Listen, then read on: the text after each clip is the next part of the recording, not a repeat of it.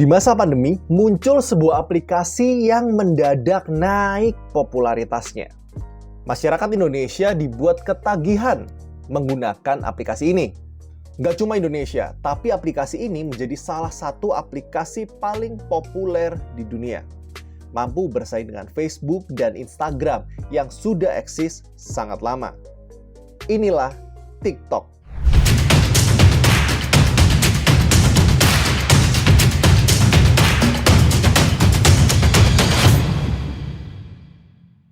Tapi di balik popularitasnya, TikTok juga mendapat banyak kontroversi, seperti yang terjadi di Amerika. Bahkan, TikTok di-ban di India dan kehilangan 200 juta penggunanya. Jadi, apa sebenarnya TikTok aman untuk kita? Berbagai pendapat negatif diberitakan tentang TikTok. Ada yang bilang TikTok mata-mata Cina. Ada yang bilang kalau TikTok sebenarnya adalah pusat pengumpulan data. Terus, ada juga yang bilang TikTok adalah hal yang membuat kecanduan dan itu sangat berbahaya. Banyak banget isu negatif yang membuat CEO ByteDance, perusahaan induk TikTok, Zhang Yiming, pusing. Tapi dia berusaha tenang karena di tengah isu negatif dan kontroversi itu, TikTok terus bertumbuh dan menghasilkan keuntungan yang luar biasa. Seberapa besar keuntungan TikTok? Jika dibandingkan dengan akumulasi penghasilan Twitter, digabung Zoom, ditambah Dropbox, terus Lyft, Snapchat, Shopify, Airbnb, Stripe, Groupon, dan Spotify di jumlah semua masih belum bisa nyamain pendapatan ByteDance. Kurang dari 4 tahun, TikTok sudah berhasil mencapai 3 miliar global download.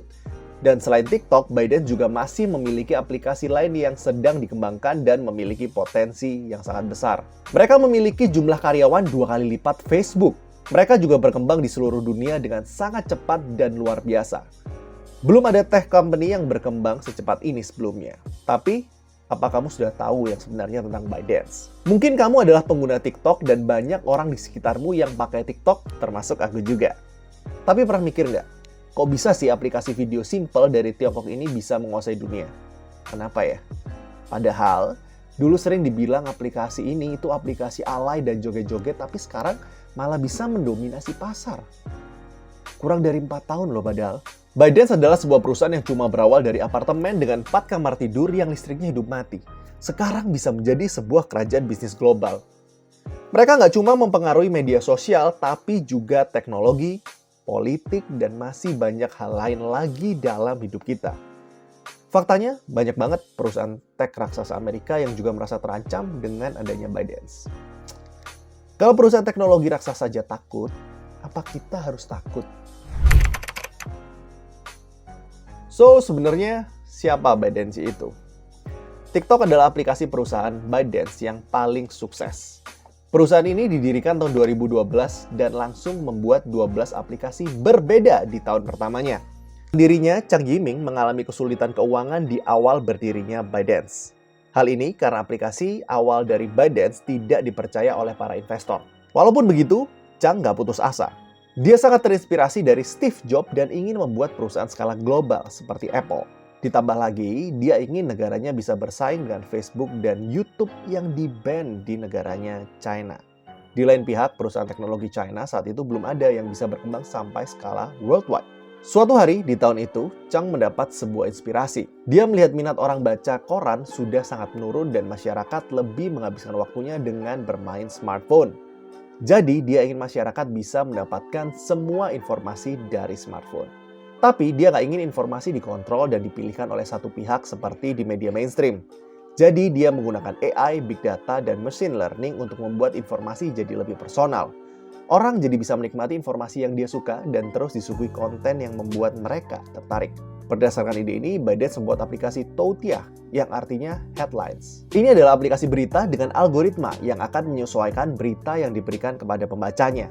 Dia ingin menjadi platform informasi yang paling memahami pembacanya. Ide ini sangat simpel tapi sangat revolusioner di zaman itu. Algoritmanya bisa memahami ketertarikan seseorang dengan mengamati waktu, tap, hold, dan swipe usernya. Dan algoritma ByteDance ini berhasil, tapi agak serem juga karena algoritma ini bikin ByteDance lebih memahami usernya daripada si user sendiri. Jadi aplikasi ini bisa memberikan berita yang sesuai minat usernya. Otomatis hal ini akan membuat user lebih sering menggunakan aplikasi ini. Dan ketika user semakin sering dan lama menggunakan aplikasi, akan membuat aplikasi ini semakin menggali data dan lebih mengenali user dan membuat rekomendasi lebih akurat. Hal ini membuat banyak perusahaan kompetitor meniru hidup mereka. ByteDance sadar mereka harus terus berinovasi. Kalau enggak, perusahaan lain dengan budget lebih besar akan mengalahkan mereka. Ternyata, Chang mendapat ide lain, dan idenya kali ini bukan hanya mengubah perusahaannya, tapi juga mengubah dunia. Aplikasi berita ByteDance sukses membuat orang menggunakan aplikasinya rata-rata 74 menit per hari. Melihat keberhasilan ini, Chang berpikir kalau dengan algoritmanya dia bisa memberikan apapun yang menarik bagi usernya, tidak hanya terbatas pada berita. Dan dia memutuskan menggunakan aplikasi pintarnya dan membuat sebuah aplikasi video pendek. Ayo, kamu mikir aplikasi ini TikTok kan? Bisa dibilang masih separuh benar sih. Karena di tahun 2017, ByteDance baru meluncurkan TikTok versi internasional yang kita kenal sekarang. Tapi saat itu di tahun 2016, ByteDance meluncurkan Douyin. Douyin merupakan versi Chinese dari TikTok. Semua sama, mulai konsep logo sampai tampilannya. Terus, apa bedanya? Di Douyin ada menu yang bernama Positive Energy. Di menu ini isinya hal-hal promosi tentang pemerintah Tiongkok. Terus di Douyin ada fitur Face Recognition canggih, di mana kamu bisa mencari video cukup dengan tap wajah aja. Dan hal ini banyak ditentang dan sempat membuat ByteDance harus membayar sejumlah denda. Dan di Douyin ini sesuai kultur di Tiongkok yang menganggap kulit cerah itu indah, di sana by default kameranya juga akan membuat kulitmu lebih cerah dari aslinya. Di luar perbedaan ini, TikTok dan Douyin sama persis, dan sama-sama memiliki algoritma yang super canggih. Dan kecanggihan algoritma ini adalah berbeda dari sosial media lain, kamu nggak perlu follow, add, subscribe, atau search apapun, kamu tinggal nonton dan swipe aja, algoritmanya secara otomatis bakal mencarikan kamu konten yang sesuai minatmu.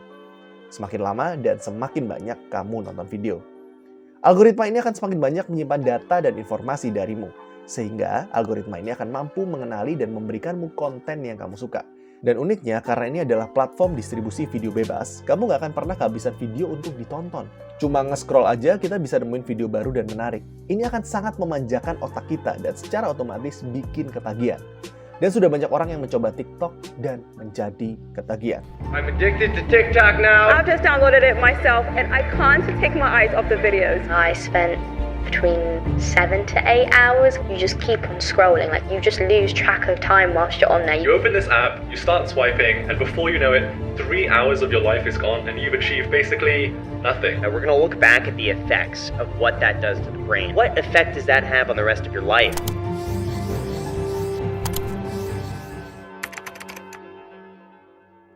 TikTok sadar algoritma adiktif ini nggak bakal berjalan efektif kalau mereka kekurangan video creator. Untuk mengatasi hal ini, TikTok punya strategi 5 langkah. Langkah pertama adalah mempermudah orang untuk eksis di media sosial. Di media sosial lain, persaingan semakin berat. Dibutuhkan kualitas untuk jadi eksis dan mendapat perhatian audiens. Kreator harus bisa editing untuk mendapatkan kualitas video yang menarik. Hal ini pasti akan menyusahkan kreator baru. Karena itu, TikTok mempermudah dengan memberikan banyak fitur editing simple di aplikasi mereka. Walaupun fiturnya cukup lengkap, mereka membuatnya sangat sederhana dan mudah digunakan. Langkah kedua, TikTok aktif membuat challenge. Seperti banyak sekali challenge yang viral, ByteDance menyadari hal itu dan sering mengadakan challenge di TikTok. Jadi kreator nggak usah repot mikir konten dan bisa buat video cuma dengan ngikutin challenge. Dan ini nyambung ke langkah ketiga. TikTok membuat kreatornya mudah terkenal. Pas awal dulu, pas orang baru masuk TikTok pasti ngerasa gampang banget untuk FYP. Karena itu mereka makin terkenal dan jadi makin aktif di sana. Dan ini jadi berkah buat orang-orang yang terlambat di media sosial lain. Aku contohnya ya. Tapi dari sini jadi muncul masalah. Jika mereka membuat semuanya serba mudah di TikTok, otomatis ini akan membuat mereka juga mendapatkan konten yang berkualitas rendah. Dan mereka ngakalin hal ini dengan langkah keempat mereka, yaitu hire talent yang sudah top. Mereka ngirim pesan ke influencer yang udah gede di platform lain dan nawarin bakal bayar ke mereka untuk rutin buat konten di TikTok. Nggak cuma artis, katanya sih TikTok juga sampai scouting juga untuk dapetin talent-talent baru. Abis gitu di-boost deh konten mereka sampai banyak yang nonton dan orang-orang jadi mikir kalau kualitas konten di TikTok udah bagus. Keren ya strateginya ya. Dan yang terakhir, langkah kelima adalah mereka menjaga hubungan dengan kreatornya. TikTok ini adalah salah satu media sosial yang punya komunitas dan semacam relationship manager gitu sama kreatornya. Hal ini pastinya bikin creator merasa nyaman dan loyal sama TikTok. Dengan strategi ini, Douyin jadi viral di China. Tapi yang aku nggak habis pikir itu algoritma ini keren banget. Algoritmanya bikin TikTok tahu konten yang kamu suka, terus dikasih terus ke kamu kan? Terus kalau kamu suka, kamu bakalan pakai aplikasi ini lebih lama dan sering. Otomatis kamu bakal kasih data lebih detail ke TikTok. Dengan data yang lebih banyak dan detail itu, TikTok bakal bisa memberikan kamu konten yang lebih akurat sesuai minat kamu. Dan siklus ini berlanjut terus sampai akhirnya kamu makin kecanduan deh. Lalu melihat kesuksesan Douyin di Cina, Zhang Yiming ingin menerapkannya di seluruh dunia dan tahun 2017 diluncurkanlah TikTok. Kalau kamu jadi owner TikTok, kan udah terkenal ya di Cina, terus mau ngembangin ke seluruh dunia, dan ada 3 opsi ini, kira-kira kamu pilih yang mana? Bajak karyawan kompetitor seperti YouTube dan Facebook, tawarin gaji lebih tinggi kalau kerja di kamu, atau nawarin top influencer di aplikasi lain dan tawarin bayarin gede kalau mau jadi kreator TikTok, atau kamu memilih iklan gila-gilaan di aplikasi kompetitormu. Kamu pilih yang mana? Luar biasanya, TikTok ngelakuin semua hal itu. Awalnya saat TikTok melakukan 3 hal ini, kompetitor meremehkan mereka, sampai akhirnya semua terlambat. TikTok berhasil mengambil karyawan mereka, top creator mereka, sampai penonton mereka. Tapi gimana sih pada awalnya TikTok bisa sesukses itu di China? Mereka melakukan promosi yang sangat masif dan kreatif. Salah satunya mereka bekerja sama dengan beberapa toko smartphone untuk menginstal di smartphone yang mereka jual. Itu kalau di China. Tapi kalau versi internasional, mereka juga menggunakan marketing yang belum pernah dipakai media sosial lain. Mereka membuat video mereka mudah di-download agar bisa disebar ke platform sosial media lain. Hal ini karena di tiap video itu ada watermark TikTok yang secara nggak langsung bisa mempromosikan TikTok di aplikasi lain. Coba deh, walaupun kamu belum pernah download TikTok, kamu pasti pernah kan lihat watermark TikTok. Dan dengan adanya fitur editing super simpel di TikTok, orang akan bikin video dulu di TikTok, terus baru di-re-upload di media sosial lain. Ini bisa jadi senjata marketing tanpa akhir buat TikTok.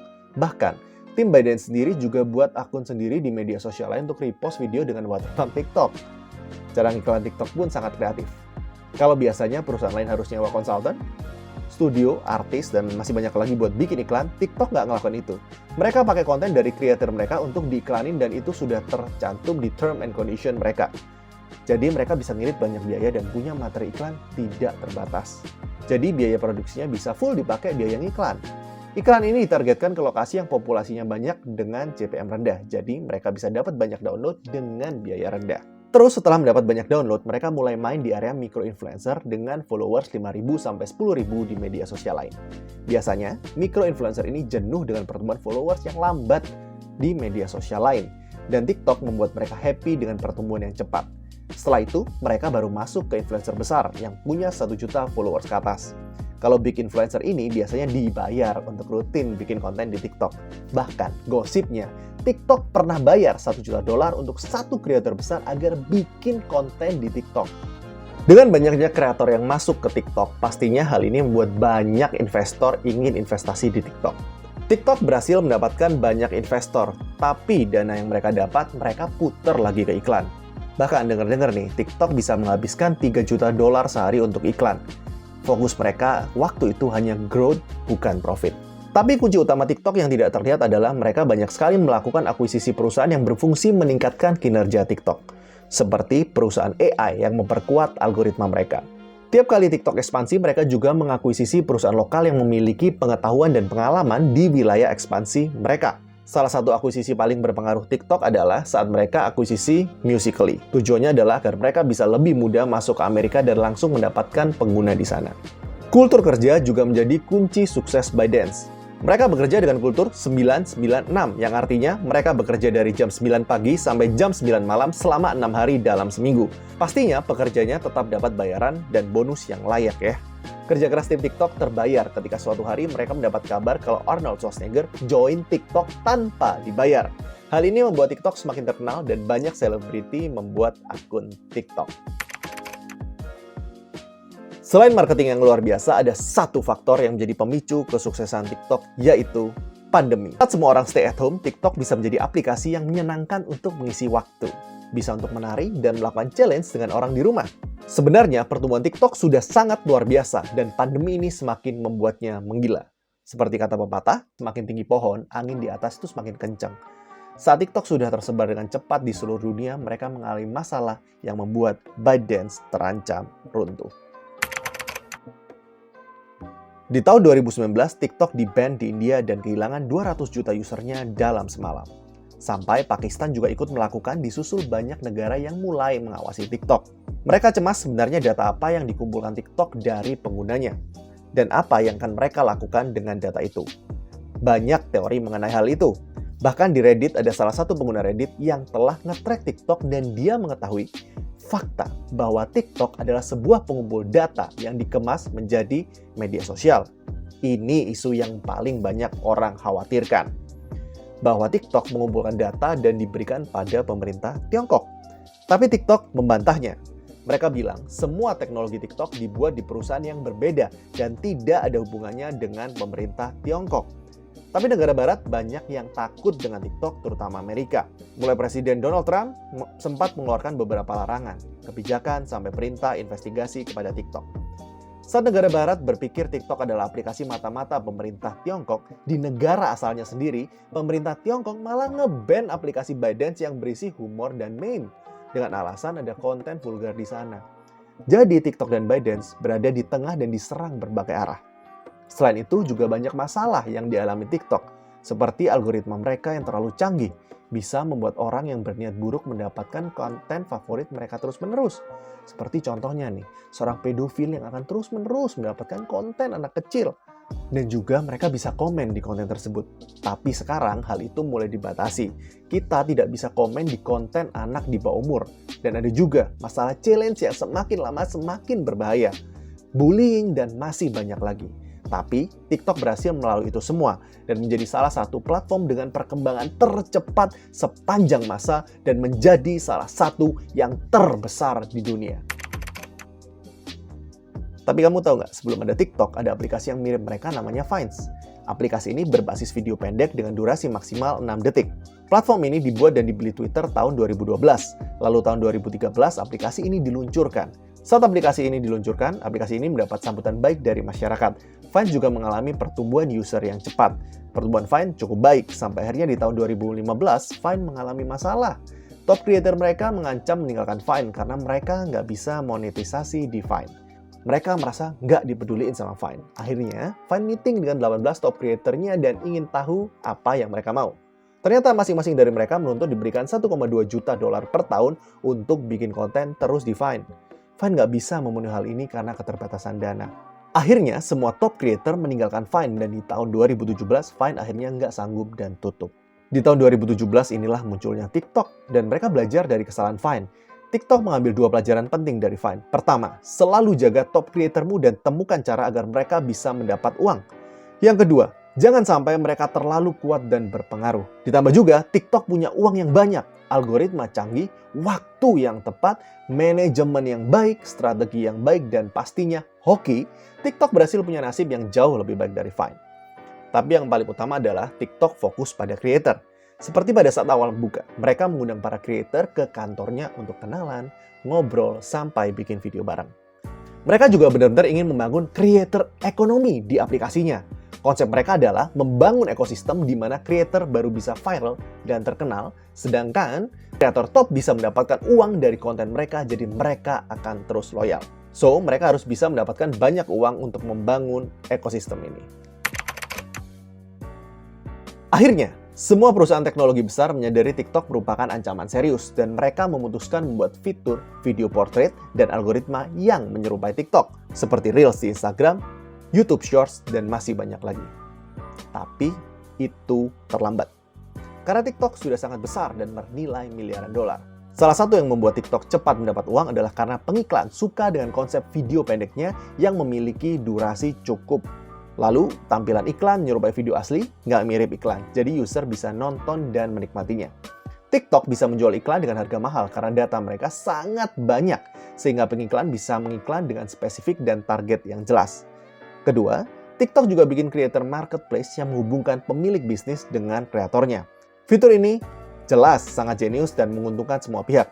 Bagi creator, dengan adanya fitur ini, mereka bisa menghasilkan uang langsung melalui aplikasi mereka. Bagi pengiklan, mereka juga bisa menemukan creator yang relevan dengan data yang jelas dan tidak mungkin tertipu.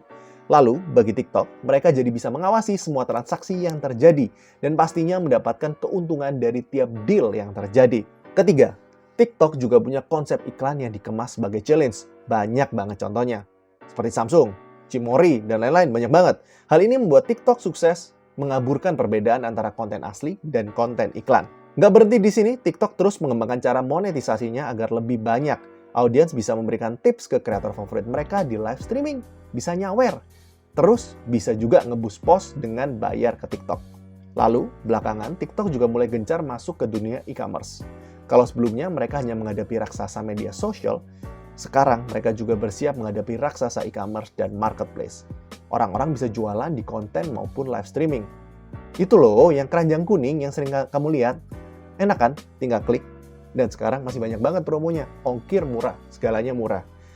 Dan apabila konsep mereka berhasil, mereka bisa benar-benar menyatukan konten dan belanja. Dan konsep ini akan membuat orang beli barang secara impulsif. Karena kamu nggak usah nyari barangnya, TikTok yang memberikan rekomendasi barang itu ke kamu, ditambah lagi video yang menarik, live yang menarik, bikin kamu makin pengen beli. Dengan fitur ini, di TikTok versi China membukukan penjualan hampir $30 juta sehari di bulan Desember 2018. Bahkan TikTok China juga sedang eksperimen dengan jasa food delivery. Ini hebatnya. Mereka terus cari cara untuk monetisasi apps-nya. Mereka fokus membangun bisnis yang menguntungkan gak cuma aplikasi populer. Dan aku rasa ini baru awal bagi kejayaan TikTok. Di tahun 2018 pasti nggak ada yang kenal nama Montero Hill. Dia pemuda pengangguran yang nggak punya duit dan cuma punya hobi bermusik. Sampai suatu hari ada influencer kecil TikTok yang menggunakan lagunya. Nggak disangka, lagunya bisa jadi viral dan mengubah hidupnya. Dia sekarang terkenal sebagai Lil Nas X dengan lagunya Old Town. Selain itu, TikTok menjadi sarana agar musik baru bisa banyak didengar. Mereka bisa membuat challenge dengan lagu itu agar banyak didengerin. Doja Cat adalah salah satu artis yang sukses karena TikTok. Karena TikTok punya banyak data, mereka bisa tahu lagu seperti apa yang disukai masyarakat dan bisa memberikan masukan lagu mana yang bisa digunakan sebagai single. Di zaman sekarang juga banyak musisi menulis lagu dengan TikTok. Mereka pingin lirik lagunya bisa dipakai sebagai challenge ataupun meme. Dari semua hal ini kita bisa menyimpulkan kalau dengan TikTok semua bidang bisa menjadi lebih dikenal daripada menggunakan platform lainnya. TikTok membuat sebuah bisnis atau pekerja seni bisa lebih terekspos dengan algoritmanya. Tapi dari semua inovasi ByteDance ini kita bisa melihat kalau mereka nggak pengen cuma jadi platform konten, tapi punya rencana yang jauh lebih besar. Mereka ingin mendisrupsi semua bidang. Video pendek hanyalah menjadi bintang utama mereka dan menjadi awalan langkah mereka. Dan kayaknya nih, mereka sekarang bakalan masuk ke video panjang juga. Di versi Cina, by the way, katanya sih udah bisa sampai 15 menit ya. Tapi ByteDance punya aplikasi mirip YouTube yang namanya Watermelon. Ini bisa jadi ancaman gak cuma untuk YouTube, tapi bisa jadi untuk Netflix. ByteDance sudah banyak merekrut bekas orang Netflix dan Disney+.